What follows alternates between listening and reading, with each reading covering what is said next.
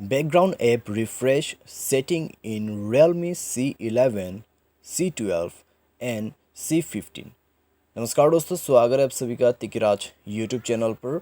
तो दोस्तों, आज के इस वीडियो पे मैं आपको बताऊंगा कि कैसे आप जो है अपने Realme के डिवाइस पे बैकग्राउंड एंड रिफ्रेश सेटिंग कैसे कर सकते हैं। तो दोस्तों, अगर आप ये सेटिंग करते हैं तो मैं आपको एक चीज़ बता देता हूँ, आपकी जो बैकग्राउंड ऐप्स है वो बिल्कुल अच्छे तरीके से रन करेगा आपके डिवाइस में।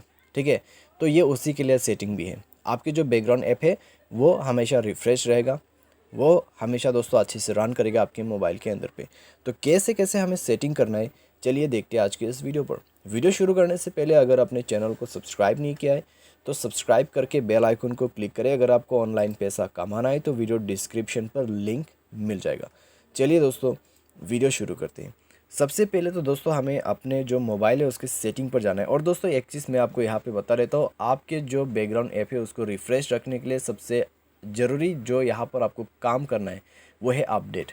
आपके जो ऐप है, ठीक है, वो अपडेट वर्जन का ही रहना चाहिए ताकि आपके जो मोबाइल है उसमें अच्छे से रन कर सके। मोबाइल सॉफ्टवेयर अपडेट होना चाहिए, ठीक है, तो एप्लीकेशन भी अपडेट होना चाहिए, मोबाइल सॉफ्टवेयर भी अपडेट होना चाहिए।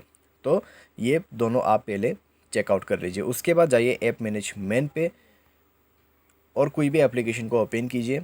और उसके बाद आपको यहाँ पे करना क्या है, इस तरह का ऑप्शन मिल जाएगा, ठीक है। डेटा यूजर्स डिटेल्स में जाइए, ये ऑप्शन को इनेबल कीजिए। Background data enabled, unrestricted bye data saving enabled, network permissions, wifi and mobile data दोनों ही। उसके बाद आपका जो ऐप है बैकग्राउंड पे बिल्कुल स्मूथली रन करेगा, ठीक है। बस इतना ही रिक्वायरमेंट है। ऐप अपडेट होना चाहिए, सॉफ्टवेयर अपडेट होना चाहिए, उसके बाद इस सेटिंग को इनेबल करना है। तो इस तरीके से दोस्तों आप जो है बैकग्राउंड ऐप रिफ्रेश सेटिंग कर सकते हैं। उम्मीद करते हैं आपको ये वीडियो पसंद आया होगा। Thanks for watching.